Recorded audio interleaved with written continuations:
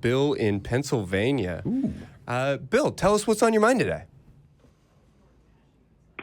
Yeah, just a quick question about asexuality. I was actually in a meetup, an atheist meetup, and it was organized by a fellow, and he just casually mentioned during one of the meetings that he was asexual, and that's all he said. He didn't, my curiosity was piqued. Sure. It was my first experience with anybody. I'd heard of the term, I guess, but I just assumed that it was applied only to probably women who had been raped or traumatized in some way, that they had some adverse feeling about sexuality and themselves and everything. But that wasn't the case. He appeared robust and fine, healthy and everything else. And I never got to.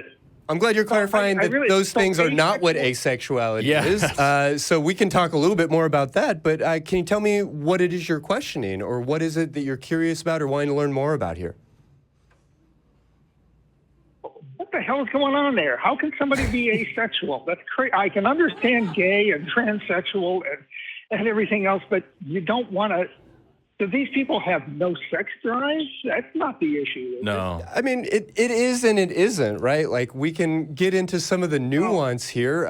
Let's recognize first and foremost that asexuality, like damn near everything in the human sciences, really almost anything in any sort of science, is going to exist in some ways on a broad spectrum. And so when we talk about asexuality, we do want to recognize and validate that there are, in fact, people who tell us about themselves that they have no interest in sexuality, they've never had an interest in sexuality, they have no sexual desire, and that's who they are. Those people are remarkably rare, and much more often you will hear from people who say that sex just has never interested them, or maybe they really want sex or want to be sexual because there's all this social pressure and it's part of our social institutions and there's good goddamn reason for them to want to be sexual, but they just don't have any interest. And then we go on and on and on and down the spectrum, and we see people who maybe have some occasional fleeting interest in sexuality, or maybe they only have interest in sexuality in sort of a like masturbatory or like physical sensation sense, but the idea of seeing a beautiful person and being attracted to them just doesn't really register. And then we can maybe talk about people who we might describe as demisexual and gray speck and some of these other terms that talk about folks who only experience sexual desire in like very narrow circumstances. But really, to tell you what's going on there, why are some people blonde? Why do some people have red hair? Why do some people have blue eyes? Why do some people like Brussels sprouts? There's a lot of different variety in humanity. And I think that's really the simplest, most straightforward explanation. I'll let these guys get into it a little bit more with you, Bill, but how does that sit with you right now? So are you saying that it's not in any way pathological? I am saying that unequivocally. It's not in any way pathological to identify or to be asexual.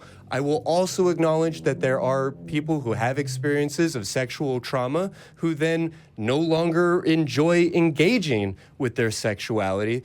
Whether or not we describe these people as asexual is actually kind of an esoteric, complicated conversation, and we want to really have a wide and diverse community where we embrace accepting people and how they experience the world. But to answer that question very, very shortly, asexuality and trauma are not the same thing, and some people who experience trauma will then later experience some form of asexuality. Yeah, I have a few friends that are ace, and like they still, for the most part, are interested in romantic relationships. I have I have one ace friend who just really isn't interested in any of this at all, and she just doesn't have any interest in relationships or sexuality or anything like that. It's just the switch is off for her. And I have another friend who has had a girlfriend for a very long time, and he's just not interested in the sexual component of that relationship. But of course, he's still interested in romance. He's still interested in dating and all these things. Like Christy was saying, it's a spectral thing. It just kind of relates to how one views sexuality. No, it's not pathological. It's just a part of the diversity of human sexuality, just like anything else. I also want to clarify, this is just kind of a throwaway thing that you said, but you're talking about all these other sexualities you'd heard. Being trans is not a sexuality. Don't lump that in with those. But like that's a totally different thing for another time. Yeah, and Bill, I have to say, I think you got the right guy, especially with Christy being here to talk about this stuff. So I don't, and with Forrest, I don't know I have so much to add. I just have a question for you. When you brought up your question, you got pretty emotional, a little worked up over it. You know, it was kind of a huge surprise that you just can't understand. And I want to know, why do we care so much? You know, why is it that we have taken other people's sex lives and made them a point of curiosity in our own lives? And can't we just let them be? And so, Bill, why is it so important for you to understand what goes through a person's head or how they feel sexually? Yeah, good question. I don't know. I know it made me mad. Well, That's a think very that is- weird response. How dare you? Well, I wasn't actually mad at him. Just the situation that it made no sense to me. You know, I had no experience with it, and I just figured, well, everybody's sexual. I think the root of what Jimmy Jr. was saying is like, why does their sexuality impact you in literally any way? Are you trying to sleep with this person? Is this the problem? Is that you're confused about what you're doing? No. Okay, so then why does it matter? Yeah, and is this just? No, it doesn't. Does it? It just made me question my view of reality, I guess. It just, Yeah, I mean, that's a learning wonderful about, thing. Yeah, learning about Yeah. diversity should make us sort of question, well, hey, do I actually like this thing, or was I just told that I was supposed to? If that person over there actually thinks that, you know, American Idol is stupid and boring, then maybe I don't have to hang out when all of my friends watch American Idol or RuPaul's Drag Race or whatever the hell the thing is. We're all allowed to like different things, and yeah, we do as a society, as a culture, like to sort of push and pressure each other. And what do you mean you're not watching House of the Dragon? Like, it's fine to like or to not like these things, and I get why that thought may not even occur to you on a certain level.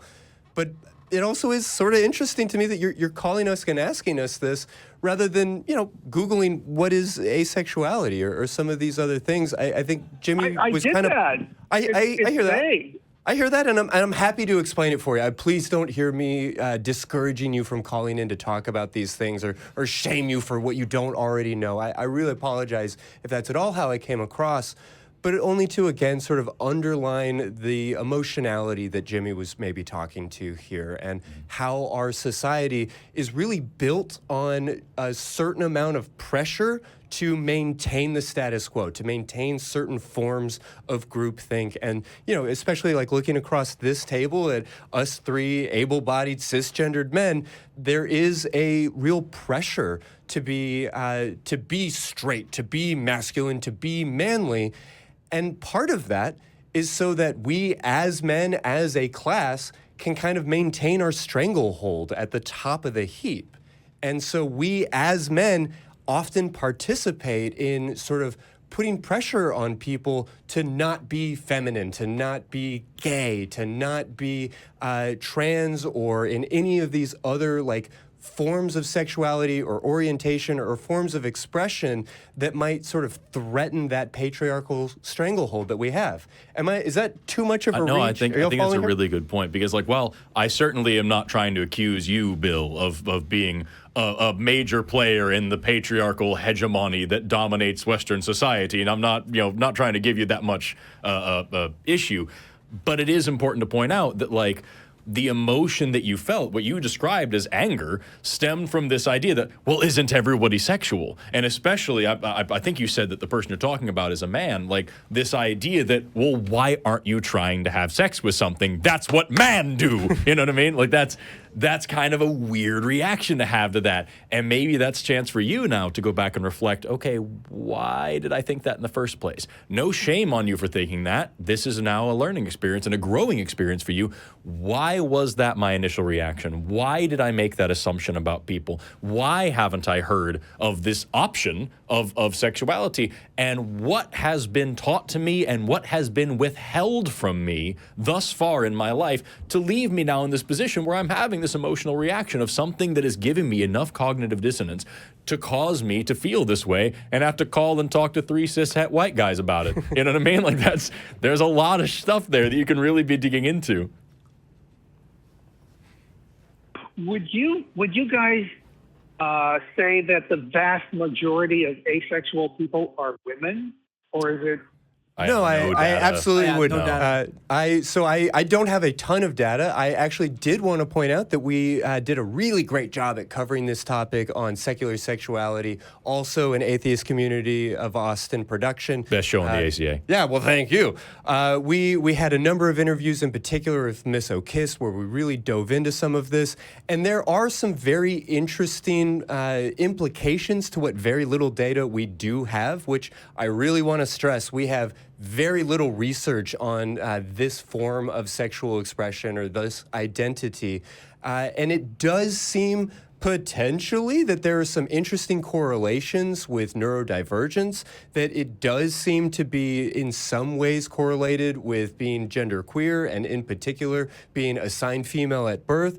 But when we zoom out from that or look at it with any sort of skepticism, what we start to realize really quickly is that all of the people I just described are people who are already sort of in a position to have to be asking questions about their identity and are in a position to have to be sort of accepting themselves as outside of the mainstream in a lot of ways.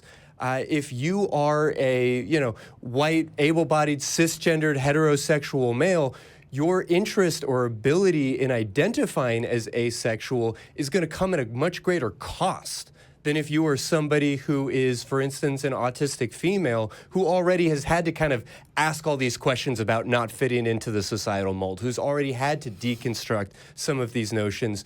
And so we're going to see a lot more self-report, is what I'm really getting at, is that people are much more likely to talk about these things with others as well as just with themselves and acknowledge them in themselves than somebody who is in a different part of the spectrum or is having a different experience.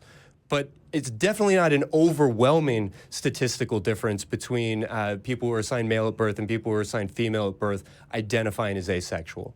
Yeah, if I may add one thing, Bill, I think this puts you in a very good position right now because while Christy is here telling you about people who are looking into their own understanding of themselves, you have the opportunity to do the same thing. And I would argue that you have a responsibility to do that, maybe looking into why these things might make you mad or angry. Again, no fault of yours, but I think the responsibility now lies on you to take that same approach that people are taking when they have to, re-examine who they are. Do I align with who society tells me? And maybe, kind of just maybe craft a new understanding and not get so angry when it comes to understanding people who are not like yourself. I also want to throw in and forgive me, I was looking something up, so if I repeat anything either of you said, please, forgive me. I don't want to be a jerk, but Bill, while we were sitting here, I was just quickly Googling resources for learning about specifically asexual people and aromantic people as well. PFLAG here has a great list of organizations, books, and whatnot. They have an ACE and ARO resource page. The organizations that they recommend are the Asexuality Visibility and Education Network, the ACE and ARO Advocacy Project, the Aromantic Spectrum Union for Recognition, Education, and Advocacy, ACEs and AROs. They've got a ton of organizations here. They've got some books. They've got a bunch of research and studies published here. They've got descriptions of what is aromanticism, what is asexuality. Here's the International Day of Recognition. But they've got a bunch of stuff here. So I will link this and put it in the chat for this show right now. I don't know whose YouTube we're logged into on this computer, but somebody's gonna see this. There we go. So that's there now from ACA Pilot, I guess. So check that out. And also, I think it's really important to take this not only as an opportunity to learn about this, but we live in a very, very heteronormative and cis-focused society, and very few people take the time and opportunity to actually explore their own sexuality and their own gender. And I'm not saying anything about you, I don't know you, but like maybe that kind of response also stems from something within yourself that you might want to ask some questions about. Maybe you want to sit down and just ask yourself what you like and explore some options and just kind of think really hard about who you are and what you want to do and maybe look into things you hadn't thought were options before, and maybe you'll learn something about yourself as well. Or maybe you won't, and then that is also learning a thing. Maybe the fact that you didn't learn anything from that exploration tells you more about what you already knew, and that's also good info. I just think this is a great opportunity to explore in lots and lots and lots of ways, Bill. Are those episodes of secular sexuality still available, or have they? They are indeed. I was actually taking a look. One episode in particular that I was very, very proud of, we did with my friend Miss O'Kist and Vila Bianca. It was episode 728. Aces with Miss O'Kiss was the episode title. Hopefully that's everything that you need to be able to search that out. I was deeply, deeply proud of that conversation, and I hope that it will help you to hear sort of a firsthand experience as well as from advocates and people who are really invested in these issues. Okay. All right. Well, thanks a lot. I want to make a complaint real quick. The ACA crew gave you guys both keyboards, and it looks like I don't know how to use a computer. I'm not that dumb. So next time, equip me so I can keep up. Yeah, well, fair enough. Bill, we really do appreciate you calling, you being curious, you working to better understand the world around you and the people in it. Is there anything else you'd like to say before we walk out the door? No, I don't think so. Thanks, All right. Thanks a lot, guys. Will you take care? Take care, Thank you Bill. so much.